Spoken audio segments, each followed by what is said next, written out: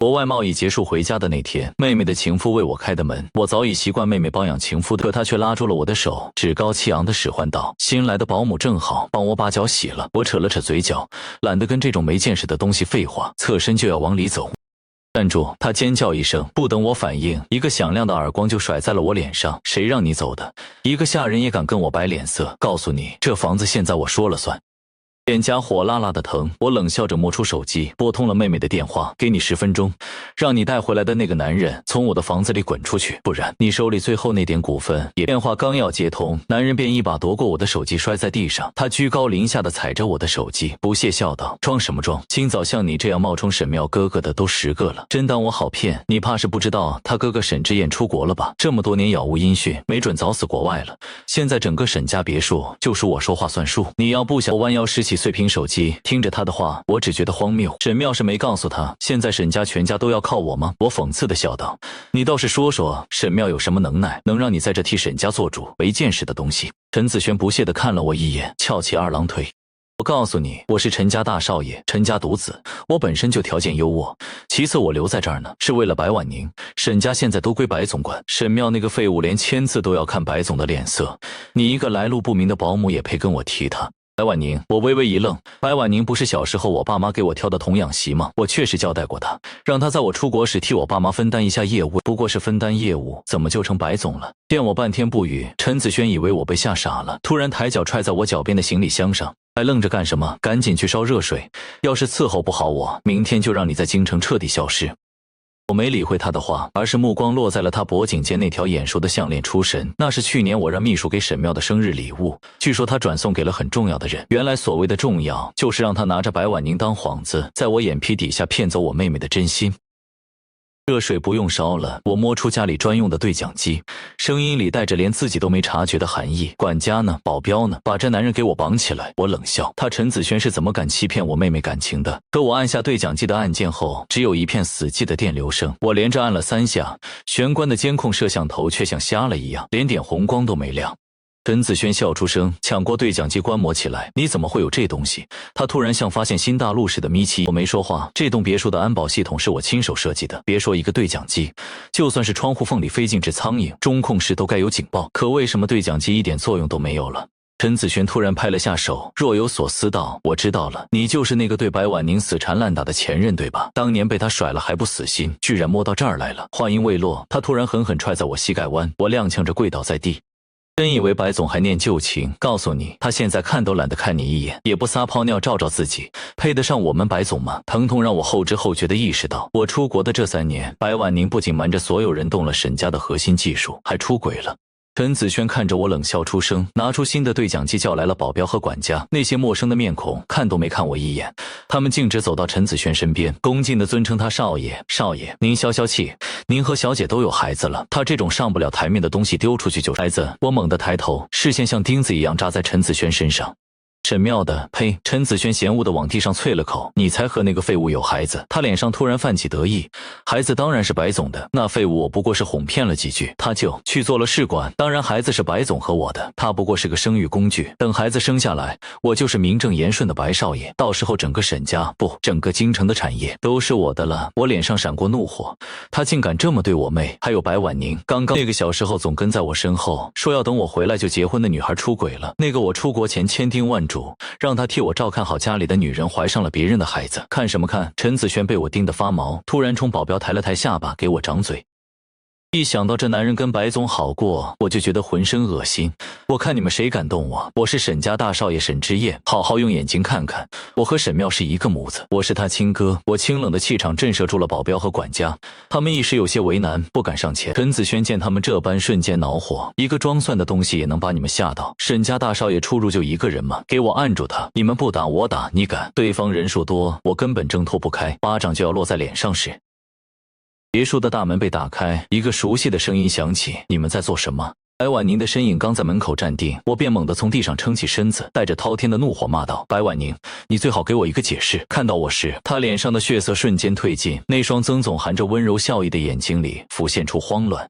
婉宁，陈子轩抢先一步扑进他怀里，声音甜得发腻。你可算来了，他就是你那个死缠烂打的前任吧？他可真不要脸，刚刚还想冒充沈家大少爷。我看着他们交缠的身影，突然低低笑出声。前任白婉宁，你敢跟他说说我们到底是什么关系吗？指尖指向他的脸，每个字都像砸在铁板上。童养媳这3个字，你忘了？还是说这3年在沈家作威作福？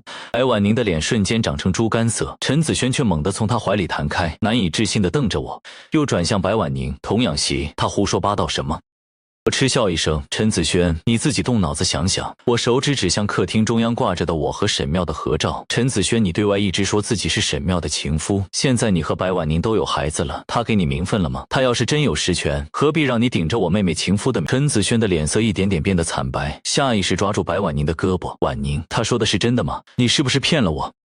闭嘴！白婉宁眼底最后一丝伪装的温和彻底撕裂，露出狰狞的底色。你个贱人，竟然敢挑唆我和陈子轩的关系！他突然指向门口，声音狠厉如刀。刚才你不是要打他吗？继续打！他这种疯子只有吃了棍子才不会胡言乱语。保镖们面面相觑，终究还是朝着我围了过来。我看着白婉宁那张扭曲的脸，心里最后一点温度也彻底凉透。原来这就是我托付家业等待3年的人，白婉宁。我站直身子，后背抵住冰冷的墙壁，声音平静的可怕。你今天敢动我一根手指头，就算我现在不能怎么你，我妹也能让你从这个世界上彻底消失。白婉宁闻言，脸上的冷笑更甚，像是听到了天大的笑话。她突然扯上我的头发，将我拖到了别墅外，头皮传来撕裂般的疼痛，我被迫仰起了头。沈妙，他嗤笑一声，声音压得极低，带着毫不掩饰的轻蔑。你指望那个被我耍得团团转的蠢货，他现在怕是还在哪个会所里醉生梦死，等着我给他送钱花呢。说罢，他猛地松开手，我踉跄着后退几步，险些摔倒。白婉宁冷笑，用只能我和他听见的声音对我说道：沈之燕伯父伯母在你出国后，他们就去环游世界了。你妹那个废物就更不用说了，今天不会有一个人来救你的。你说沈家大少爷常年不回国，调查后是在国外暴毙了，这个理由怎么样？我咬牙切齿地看向他，白婉宁，你敢？我怎么不敢？你不在的这些年，沈家的业务我全部摸透了。要不是当年白家落寞，你以为我会给你做童养媳？我闭了闭眼，当年为了白婉宁那不要钱的面子，沈家从未对外宣言说她是童养媳，只有沈家人知道她的身份。可尽管如此，沈家从未薄待了她。吵闹声引来了路人，白婉宁为了彻底毁掉我，编造出我是冒充她未婚夫、冒充沈家大少爷的贱人。周围的议论声越来越大，路人对着我指指点点，原来是冒充人家未婚夫的，真是不要脸，看着人模人样的，怎么干这种事？白总也是倒霉，碰上这种疯子。我死死咬着牙，任由那些污言秽语钻进耳朵，疼痛让我更加清醒，也让我眼底的寒意更深。沈家有一个秘密，就是沈家存在明暗两派，我是明脉，所有人认为的废物妹妹其实是暗脉。沈妙，我的声音不大，却穿透了嘈杂的议论声，清晰地传到每个人耳朵里。你再在后面藏着，我就让你去国外喝西北风，一辈子别想回国。话音刚落，人群后方突然传来一阵骚动，秘书匆匆上前，一把推开钳制着我的保镖，将我从地上扶起来，焦急地解释：你们住手，这位是沈家真正的大少爷沈之燕，我是沈妙的秘书。小姐打您电话一直打不通，知道您回国后急着赶来，路上不小心刮了别人的车，正在处理纠纷，马上就到。白婉宁上下打量着秘书，眼神里满是鄙夷，仿佛在看一个跳梁小丑。沈妙的秘书，我怎么从没见过你？怕又是这男人不知道从哪儿找来的拖把，为了攀附权贵，连这种下三滥的手段都用上了，真是够恶心的。他故意提高音量，让周围的路人都能听见。大家快看，这男人不仅冒充沈家大少爷，现在还找来野女人演戏，真是不知廉耻。你胡说！秘书气得脸色涨红。我跟着沈小姐3年了，整个京城商圈谁不认识我？你敢说不认识我，只能说明你根本没资格接触到沈家的核心圈子。核心圈子？白婉宁像是听到了天大的笑话。我看啊，他和这所谓的秘书指不定是什么见不得人的关系呢，真是脏得让人想吐。周围的议论声越来越刺耳，那些不明真相的路人对着我指指点点。秘书见状，猛地转向陈子轩，急声道：陈少爷，你认识我？你在小姐身边待过那么久，我跟着小姐去会所的时候，你见过我的，你快告诉他们，我到底是不是小姐的秘书？陈子轩抱着手臂，嘴角噙着一抹幸灾乐祸的笑，慢悠悠地开口：认识又怎么样？就算你是沈妙那个废物的秘书，又能改变什么？他现在自身都难保，还能护得住这个疯子？他上前揽住白婉宁的肩膀，娇滴滴地撒娇：婉宁，你看他刚才不仅诋毁我，还敢对我不敬，我让他给我洗个脚都不肯，你一定要为我出气啊！白婉宁拍了拍陈子轩的手，眼神阴酷地看向我。宝贝放心，我怎么可能让你受委屈？他冲保镖使了个眼色，把他按住。既然他不肯用手洗，那就用嘴，我倒要看看他今天到底肯不肯听话。你们敢！我剧烈地挣扎起来，指甲深深掐进掌心。白婉宁，你别太过分，过分！白婉宁抬手就给了我一记耳光，打得我头晕目眩，嘴角再次溢出血丝。你们会后悔的。我咬着牙，血腥味从牙缝里渗出来。后悔！白婉宁扬手又是一巴掌，打得我耳朵嗡嗡作响。沈之燕，识相点就乖乖照做，只要你肯把手里的股份交出来，我就放过你，不然我有的是办法让你生不如死。秘书被气得脸色涨红，他求助似的对着蓝牙耳机吼道：“小姐，白婉宁要逼少爷签股权转让书。”白婉宁嗤笑一声，抬脚踩在秘书背上，还演沈庙那个废物，现在怕是还在哪个男模床上，等他来救你们，简直天方夜谭。话音未落，别墅外突然传来一阵刺耳的刹车声，10多辆黑色迈巴赫呈扇形排开，将门口围得水泄不通。车门打开，一群穿着黑色西装戴着耳麦的保镖鱼贯而出，白婉宁和陈子轩的脸色瞬间变得惨白。沈庙从最前面的迈巴赫下来，步伐沉稳的跟他平日里吊儿郎当的样子判若两人。他一眼就看到跪在地上的我，眼底瞬间掀起惊涛骇浪，几步冲过来将我扶起，声音里带着压抑的怒火：“哥，你怎么样？”我摇摇头，他身后的保镖立刻呈扇形散开，将白婉宁围在了中间。谁敢动我？白婉宁被这阵仗逼得后退半步，色厉内荏的嘶吼：“我是白婉宁，现在沈家上下都得听我的，你们动我一根手指头，沈氏明天就会破产。”沈庙低头替我擦掉嘴角的血，嗤笑一声，抬眼看向他，眼神里的轻蔑几乎要溢出来。“白婉宁，你怕不是忘了自己吃谁的饭长大的？连沈家明脉暗脉都没摸清楚，也敢自称掌权人？你手里那点股份，不过是我哥当年故意放给你的诱饵，真当自己握住命脉了？”白婉宁的脸瞬间惨白如纸，像是被抽走了所有力气。不可能，沈氏的核心项目都在我手里，我是沈家掌权人，我才是核心项目。沈庙突然抬脚，狠狠踹在白婉宁胸口，将她踹得倒飞出去，撞在栏杆上。你以为爸妈让你接触的那些是真的核心？明脉负责台前唱戏，暗脉握着真正的资金链和渠道，这点是你都看不明白，还敢跟我谈掌权？白婉宁咳着血，难以置信地瞪大眼睛。我冷笑，现在知道真相了，晚了。陈子轩早已吓得瘫在地上，突然尖叫着扑到白婉宁面前：“你不是说你是白氏继承人吗？你不是说沈家都要看你的脸色吗？你竟然是沈家的童养媳，你骗我！”“我没有。”白婉宁抓住他的手腕，像是抓住最后一根救命稻草。“子轩，你听我说，我手里还有沈氏的客户资源，还有供应链渠道，只要我们把这些变现，一定能翻身。”他眼神发直地念叨着，仿佛这样就能说服自己。我还有机会，只要把这些攥在手里，沈之燕他们不敢动我。我挣脱沈庙的搀扶，忍着膝盖的刺痛，一步步走到他面前。他还在喃喃自语，直到我扬手一巴掌甩在他脸上，清脆的响声让所有人都静了下来。白婉宁，我的声音冷得像冰。你以为的资源，早在3年前就被我换成了废壳子。你手里的渠道商，现在都是我妹妹的人。他捂着脸抬头，眼里最后一点光亮彻底熄灭。你不过是爸妈给我找来打趣的。心里翻涌的钝痛还未散去，我盯着白婉宁那张写满惊恐的脸，记忆突然像失控的潮水涌上来。小时候，他攥着糖纸跟在我身后，说长大要赚很多钱给我买全世界的糖果。我出国那天，他站在机场安检口，红着眼圈说会替我守好这个家，等我回来就结婚。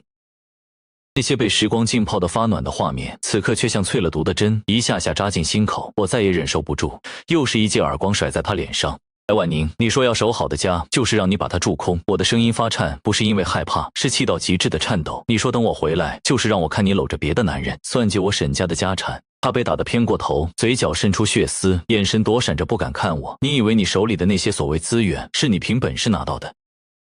我逼近一步，字字像淬了冰，是我当年念着那点情分，故意给你留的余地。你倒好，把我的退让当成得寸进尺的资本，把我沈家的恩情踩在脚下。第3记耳光落下时，他终于闷哼一声，瘫坐在地上。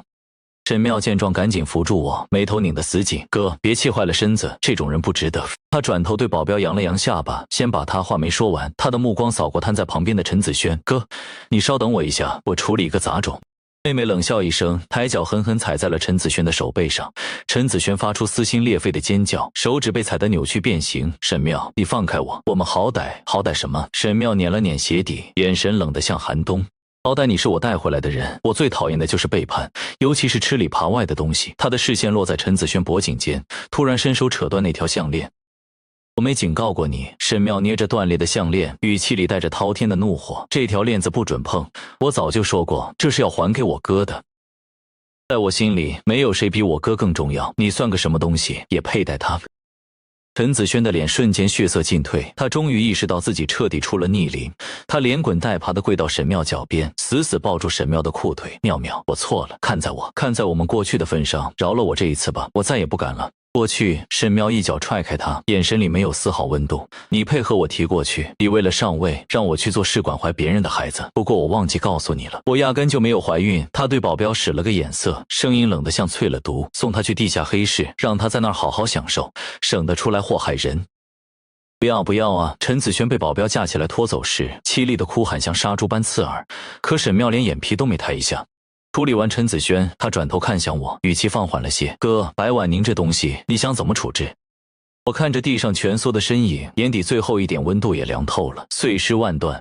白婉宁像是被这4个字烫到，猛地抬头，脸上血色尽退。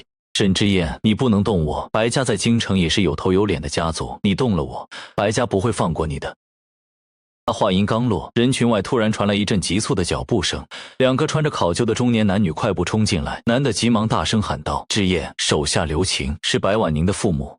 白婉宁像抓住救命稻草似的，连滚带爬扑到父母脚边：“爸妈，快救救我！他们要杀了我！你们快让他们住手啊！”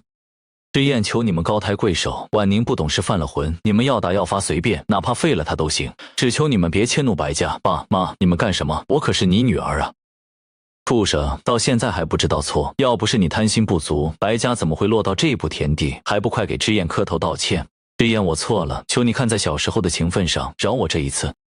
我看着他卑微的模样，突然低低笑出声，笑声里裹着彻骨的冷意。情分，白婉宁，你动我沈家产业，纵容他人欺辱我，甚至想置我于死地的时候，怎么没想过情分？你以为跪下道歉就有用了？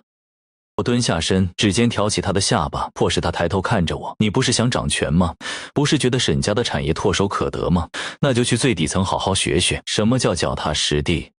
我松开手，起身对保镖扬了扬下巴，拖去西山煤厂，没挖够10年煤，不准他离开。不要，沈之燕，你不能这么对我。白婉宁被保镖架起来时疯了似的挣扎，可他的嘶吼在保镖的拖拽下越来越远，最终消散在街角。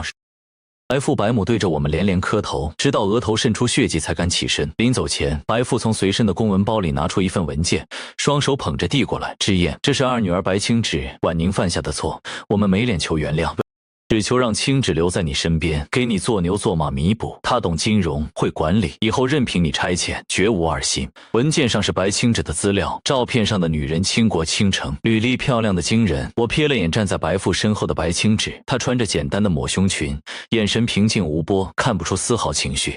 来送的人没理由拒绝，我接过文件，淡淡开口：“留下吧。”白父白母如蒙大赦，又对着白清芷叮嘱了几句，才佝偻着背离开。接下来的日子，白清芷确实如他父母所说，沉默寡言，却样样妥帖。他帮我处理积压的工作，在我被旧时搅得心烦时递上一杯温水，话不多，却总能恰到好处地驱散我心头的阴霾。沈妙看他还算安分，便又恢复了往日那副浪荡模样，整天泡在会所里，实则安得继续掌控着沈家的暗脉。我以为白婉宁会在煤厂里磨掉所有棱角，我们之间再也不会有任何交集。直到半年后的一个雨夜，别墅门铃突然被按响。我透过监控看到门口的人时，指尖猛地攥紧，是白婉宁。她瘦得脱了形，往日穿在她身上那身体面的衣服早就不知所踪，取而代之的是一套破破烂烂的沾满煤灰的矿工服。她一条腿不自然地扭曲着，显然是被矿石砸伤的。雨幕里，白婉宁看清监控探头转动的方向，突然跪在积水里。之燕，我知道错了。她的声音嘶哑得像被砂纸磨过，每说一个字都牵扯着胸腔的疼。你让我做什么都行，哪怕像狗一样守在你门口，求你让我回来。我缓缓走到窗前，冷眼看着他在雨里磕头。白清芷端着热牛奶走进来，顺着我的目光看向楼下，眉头微蹙：“需要我处理掉吗？”“不用。”我接过牛奶，卑鄙的温度烫得指尖发麻，看看他能演到什么时候。白婉宁似乎听见了动静，猛地抬头看向2楼窗口，尽管只能看到模糊的剪影，她还是像抓住希望似的朝白清芷喊：“清芷，看在我们亲姐妹的份子上，你帮姐求之燕一句，就一句。”白清芷走到窗边，居高临下的看着她，声音冷得像雨丝：“姐，你当初在外花天酒地时，怎么没想过会有今天？少爷待我不薄，我不会替你说情。你白婉宁被噎得剧烈咳嗽，咳完却笑得更疯癫。好啊，之燕不原谅我，我就在这儿跪到他原谅为止。他真的说到做到。雨停了又下，太阳升起又落下，他就跪在别墅门口的石板上，水米不进，眼神却越来越执拗。路过的佣人好心想递水给他，都被他挥开了。第3天清晨，我让白青芷替我捶腿，她穿着熨帖的家居服，动作轻重恰到好处，还跪着。我瞥向窗外，白婉宁已经瘦得脱了形，脸色白得像纸，却还直挺挺跪着。是白青芷的手顿了顿，医生说她再这样下去，撑不过今晚。我捏着她的下巴转向我，指尖能摸到她下颌清晰的轮廓，不心疼，那可是你亲姐。她抬头望进我眼里，目光坦诚得像一汪清水。我只为你服务，谁让你不痛快，我就不喜欢谁。窗外突然传来一声凄厉的嘶吼，白婉宁不知何时从身上摸出了把生锈的水果刀，正死死抵着自己的胸口。沈之燕，你到底原不原谅我？你不点头，我今天就死在你面前。我端起茶杯抿了口，声音轻飘飘的，却足够他听见。那你去死吧。刀光闪了一下，却没刺下去。白婉宁的手剧烈颤抖着，眼里的光一点点熄灭，最后只剩下无尽的绝望。警笛声由远及近，大概是路人报了警。警察想把他带走时，他突然挣脱开，朝着别墅大门磕了3个响头。磕完却笑了，笑得眼泪都流了出来。我懂了，我早该懂的。他被警察架走时没再回头。后来听说他在看守所里用磨尖的牙刷柄割了腕。消息传来那天，我正在和白青芷核对报表，听完只是嗯了一声，继续翻过下一页。又过了些日子，沈妙从外面回来，随口提了句陈子轩死在了黑市，据说是得罪了那里的头目，死得不太好看。我正搂着白青芷恩爱，闻言连眼皮都没抬，与我们无关。沈妙耸耸肩，转身去了会所，继续做他那副不务正业的样子。周末的时候，白青芷捧着白家祖传的玉佩跪在我面前，玉佩上刻着沈家赘婿4个字。少爷。他抬头看我，眼里的光比初见时亮了100倍。我知道我身份不配，但我想跟你一辈子。我接过玉佩，突然笑了。好啊。阳光透过落地窗洒进来，落在我们交握的手上，温暖的像从未有过阴霾。